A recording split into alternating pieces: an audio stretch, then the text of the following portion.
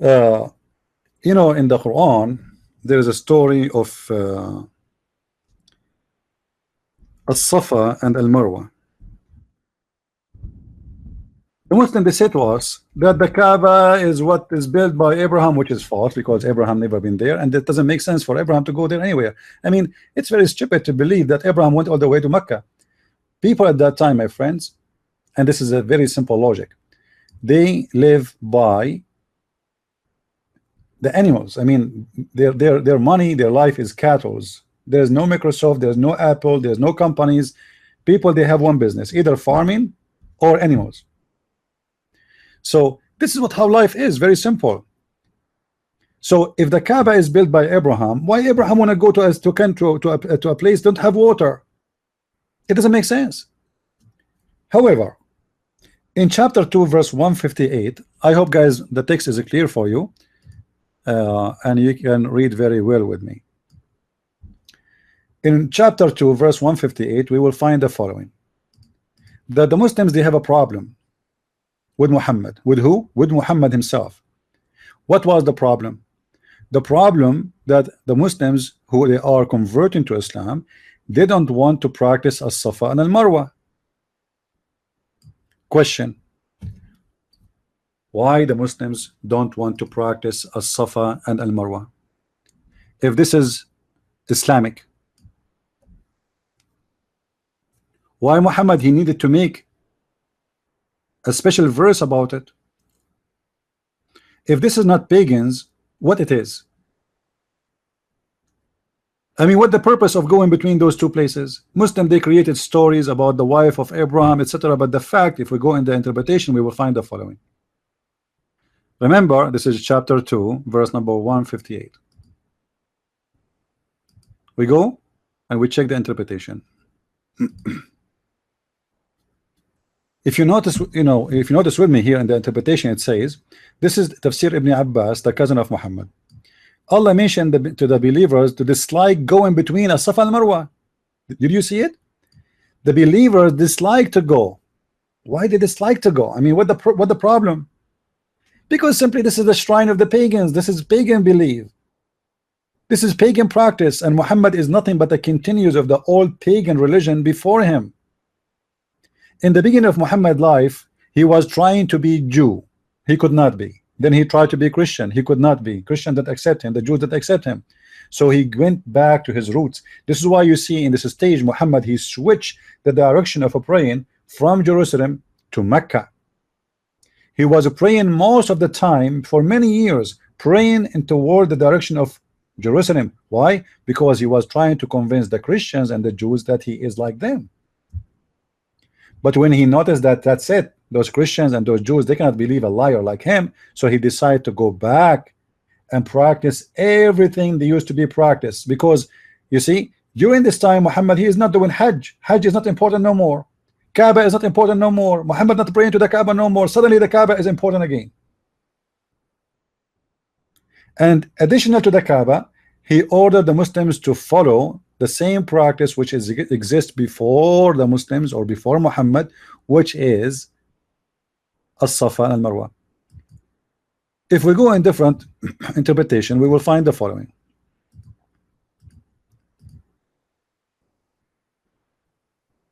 As-Safa and al-Marwa were two mountains near Mecca, are among the way marks as a ritual of God. Okay, why it's a ritual of God? What is the ritual about it? I mean, what kind of God does God he have rituals of going between two mountains? Now we have the Kaaba, and supposedly is built by Abraham. Okay, we got that. Now what those mountains are and why we have to go between them. However, you see here in the interpretation of Al-Jalalain, it says that the Muslims did like to go around them because of the following. Because of what? Of the following. Please read with me. Let me be sure first that you guys, you can see the whole text clear, not only part of it. Look with me. It says that the kuffar, the pagans, they used to go around those mountains and between them, and there was an idol in the top of each mountain with which they use to stroke. So why Muslims are going between them and practicing the same? Any Muslim can tell me? You are a pure pagan, and Allah, He make a verse supposedly saying to the Muslims, it is not a sin. It's not a sin to do as-Safa and al-Marwa. Look what the Quran says, and that will show you how stupid the one who made the Quran. Let me go back to the Quran. Hold on. Surely as-Safa and Marwa are among the signs appointed by Allah. Okay, how did Safa and Marwa appointed by Allah? I mean, why? What for? I mean, how many? What is the regulation of this religion? Are we saved if we believe in Allah? Are we saved if we go around the Kaaba? Are we saved if we are going around the Safa and Marwa? I mean, what's the point of those things? Are we saved if we kiss the black stone? Are we saved if we throw rocks at the house of the shaitan? What those things for? So you have to go around them, and Muhammad, he need to make a verse to convince the Muslims that it's not a sin to do it. It's not a sin. But if the Quran says it's not a sin, that means it's not a blessing too. Read with me carefully, please. As-Safa and Marwa, those two mountains, are of the symbols of Allah. How that happened? How two mountains used to be placed in pagans in the top, pagan idols on top of them. Arab, they go around them, became a symbol of Allah. So it is not a sin for him who perform Hajj or Umrah, and he do it visiting them. It's not a sin. I mean, I never heard of a God he said such a thing. If it is not a sin, it is what then? Is it a blessing?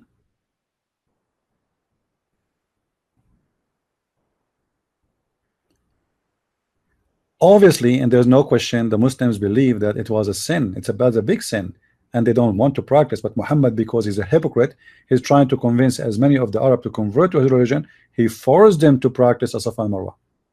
In different story, it says that as-Safa and Marwa is where there's a status of a man and a woman, and those two men, man and woman, they had sex inside the Kaaba, so Allah, he made them stones. So what those people Arab, they made or those idols and placed them in the top of those mountains, and they used to go between them as a practice to remember what happened to this man and this woman who they have sex in the house of Allah, which is the Kaaba. And that if we go in the book of Asbab al-Nuzul, Asbab al-Nuzul, which means the reason for the verses to come down, you will find the story mentioned here. All right, you will see here that narrated by Muslim from Abu Bakr, etc., etc., etc., that the Anas said, we dislike going between the Safa and Marwa because they were the shrine of Quraysh in the pre-Islamic period, so abandon them in Islam. They are abandoned. Suddenly Muhammad, he forced them to go back and practice this. So this is an older practice coming from the pagan, and Muhammad, he is just copying the pagans because he is one of them. Then Allah revealed this verse, said Umar. I asked Umar about this verse, and he said, go to Ibn Abbas and ask him. You know, they throw things at each other because all of them they don't know what's happening. And then you will see that as-Safa and Marwa, coming from a story, it was said that as-Safa and Marwa are an idols in the form of a man called Isaf, and on al-Marwa, which means the top of the Marwa hill, it's a small mountain like a hill, there is an idol of a woman. Her name is Naila.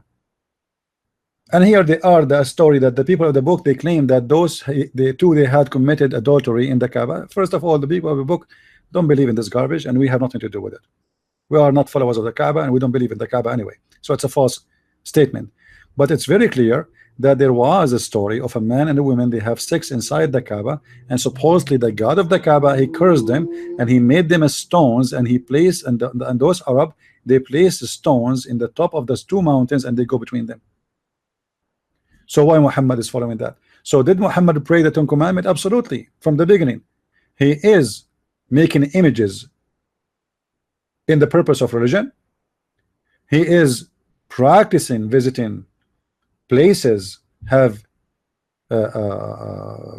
been practiced by the pagan before him. Muhammad, he is a black stone. The Quran says that Allah, he ordered Sulaiman to make statues. Islam, there's no question, it's a very pagan religion. Everything in it. If we take the Kaaba out of Islam, what is left? Do the Muslims face the sky as an example in like a spiritual way and speaking to God? No, they face the Kaaba. They have to face the Kaaba. Can the Muslims kiss any stone? No, they have to kiss a specific stone. It is the black stone. And regarding the black stone, you will notice that Umar ibn Khattab, he got Muhammad busted. He got Muhammad busted. How? You will see Muhammad, he's saying that the black stone was white like milk, as we showed you, but became black as today it is, or more, because of the sin. That's mean the black stone is a living stone, and it like it's infected with the sin of mankind. It's a living being. This stone is not a normal stone. This is a living being stone, and this stone change based on the sin. So the more you sin and you kiss it, the black stone will take your sin and will store it for you until the judgment day, and ask Allah to forgive for you your sin. So it's a must for every Muslim to kiss the black stone, so he might be forgiven by Allah. Now look what Umar ibn Khattab, he said about this stone, getting Muhammad busted about his lies about this stone. Obviously Umar ibn Khattab, he don't believe in this stone, and he knew that this stone is a stupid stone and should not be kissed. So look what Umar, he said. Read with me please. Umar came near the black stone and kissed it. So who is talking now? Umar. What he did, he kissed the black stone and said, no doubt I know that you are a stone and can neither benefit or nor harm anyone. But this is different what Muhammad said about the black stone. If the black stone neither benefit neither harm, why Muhammad kissing it?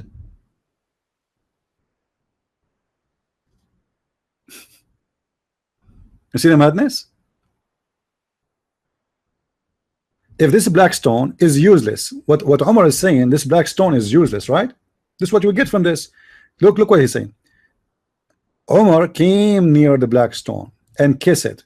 So what he did, he kissed it. Now why he is kissing it? Obviously Umar is not convinced that he should kiss the stone. He kissed it. After he kissed it, he said, no doubt, no doubt, I know that you are a stone and can neither benefit anyone nor harm anyone. So why you kiss it? The answer is here. He says, apostle, but because had I not seen the prophet of Allah, the messenger of Allah, apostle of Allah kissing you, I would not have kissed you. So Muslims are the same as Umar. They are following blindly a pagan prophet who kisses stones, and this stones is useless. Did Umar insult the black stone or he insulted Muhammad? Obviously he did insult both, because by saying that this stone is useless, harmless, neither give any benefit, he exposed his prophet. Because why his prophet kiss it if it is useless and there's no harm or benefit from kissing it? Anyone can explain to us which one of those are correct? Muhammad, who he said that the black stone is the right hand of Allah and is going to witness for the Muslims in the judgment day, or Umar al-Khattab, who says Muhammad is a liar? Because what Umar is saying here clearly, he's saying Muhammad is a liar. This black stone is useless and harmless.